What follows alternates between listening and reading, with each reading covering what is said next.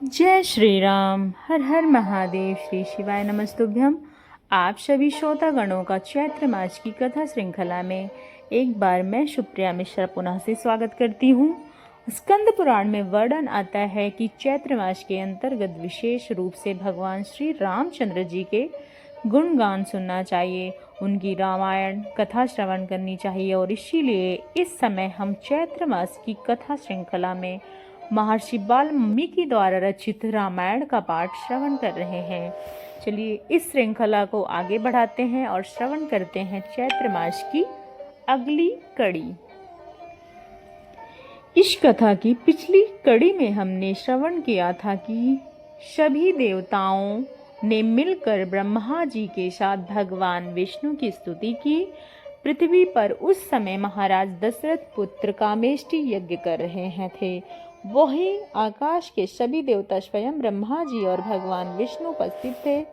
देवताओं की प्रार्थना सुनते ही भगवान विष्णु ने राजा दशरथ को अपना पिता बनाने का निश्चय किया और फिर वह सभी देवता और महर्षियों से पूजित होकर वहां से अंतर्ध्यान हो गए।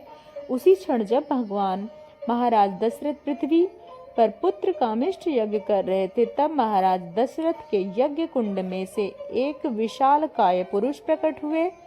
उनके शरीर का इतना प्रकाश जिसकी कोई तुलना नहीं थी।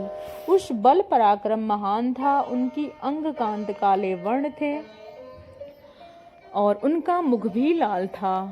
वाणी में अद्भुत समान गंभीर ध्वनि प्रकट हो रही थी। उसके रूप, दाढ़ी, मूछ और बड़े बड़े केस चिकने और सिंह के समान थे। वो शुभ लक्षणों से संपन्न, दिव्य आभूषणों से विभूषित, शैल शिखर के समान ऊंचा और गर्वीले सिंह के समान चलने वाला था। उनकी आकृति सूर्य के समान तेजस्वी थी। वह थाली बहुत बड़ी थी और उसमें उन्होंने खीर ले रखा था।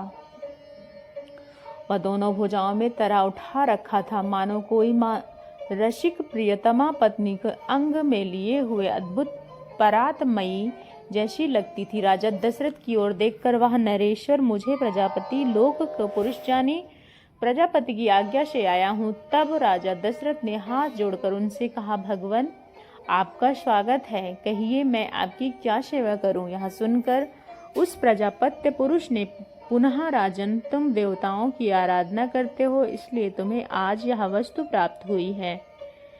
हे नृपश्रेष्ठ, यह देवताओं की बनाई हुई खीर है जो संतान की प्राप्त करने योग्य है। यह धन और आरोग्य और वृद्धि करने वाली है। हे राजन, यह खीर अपनी योग्य पत्नियों को दो। उनको कहो तुम लोग इसे खा लो और उनके गर्भ से अनेक पुत्रों की प्राप्ति होगी। तुम यज्ञ कर रहे हो।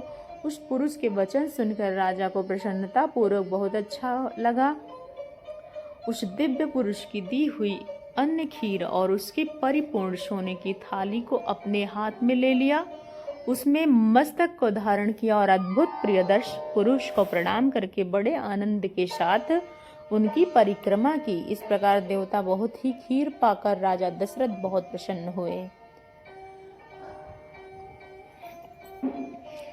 वहीं पर अंतर्ध्यान हो गए वो पुरुष। उस समय राजा को अंतापुर में स्त्रियां हर्षोल्लास से बड़ी हुई कांतमय किरणों में प्रकाशित होकर उन्हें प्रकट शोभा पाने लगी। जैसे शरद काल में नयन अभिराम चंद्रमा के रम्य रोशनियों से उद्दृष्ट होने वाला आकाश शोभित होता है, उसी प्रकार राजा दशरथ वो खीर लेकर अत्यंतपुर में गए और कौशल्या से कहा, हे देवी, यह मुझे प्राप्त हुआ है, उसे ग्रहण करो। यह कहकर नरेश उस समय उस खीर का आधा भाग महारानी कौशल्या को दे दिया और फिर बचे हुए आधे भाग रानी सुमित्रा को अर्पण किया।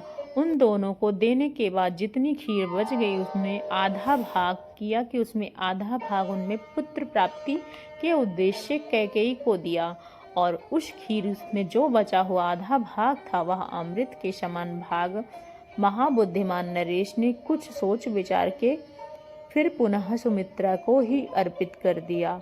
और इस प्रकार राजा ने अपनी सभी रानियों को अलग अलग खीर बांटकर महाराज ने सभी साध्वी रानियों को उसके हाथ में खीर पाकर अपना सम्मान समझा और वह उसे खा के बड़े हर्ष के साथ महाराज की तीनों साध्वी महारानियों ने शीघ्र ही पृथक पृथक गर्भ धारण किए और उनके गर्भ में सूर्य के समान तेजस्वी थे। अपनी उन रानियों को गर्भ देखकर राजा दशरथ को बड़ी प्रसन्नता हुई।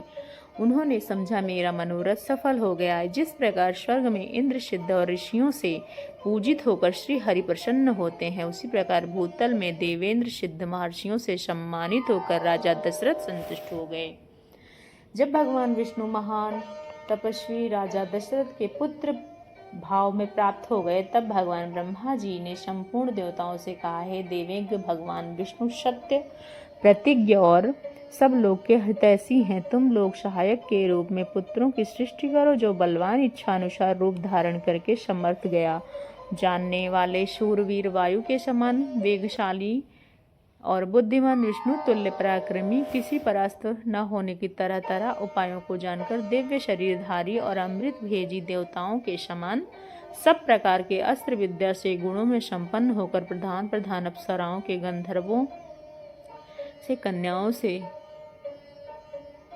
वानरियों से गर्भ से वानर रूप में अपने ही तुल्य पराक्रमी पुत्र उत्पन्न करो। मैंने अपने पहले से ही रूक्षराज जामवंत से सृष्टि की है। एक बार जमाई ले रहा था, उसी छाया में मुंह में प्रकट हो गया। भगवान ब्रह्मा जी को ऐसा कहने पर देवताओं ने उनकी आज्ञा स्वीकार की और फिर वानर रूप में अनेक पुत्र किए।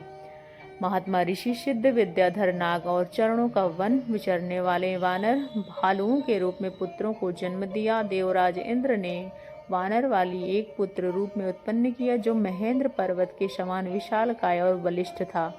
तपोवन में श्रेष्ठ भगवान सूर्य के सुग्रीव जन्म दिया, जो समस्त वानर सादरों से परम बुद्धिमान और श्रेष्ठ था। तेजस्वी वानर गंधमादन कुबेर का पुत्र था। विश्वकर्मा ने नल नामक महान वानर को जन्म दिया। अग्नि के समान तेजस्वी श्रीमाल नल साक्षात अग्निदेव के ही पुत्र थे। वे पराक्रमी वानर तेजस और बल वीर में सब बढ़कर रूप से वैभव संपन्न सुंदर रूप वाले दोनों अश्विनी कुमार ने स्वयं ही मंद और दित जन्म दिया। वरुण ने सुरेश नाम के और इस प्रकार समस्त देवी देवता ने एक पुत्र के रूप में सभी के गर्भ से उत्पन्न हुए। वे तेज चलने गरुड़ के समान थे। सभी श्रेष्ठ वानरों में सबसे अधिक बुद्धिमान और बलवान थे। इस प्रकार उनके हजारों वानरों की उत्पत्ति हुई। वे सभी रावण के वध करने के लिए उद्यत रहते थे। उसके बल में कोई सीमा नहीं थी। वो वीर पराक्रमी और इच्छा अनुसार रूप धारण करने वाले थे। गजराजों और पर्वतों के समान महाकाय और महाबली थे।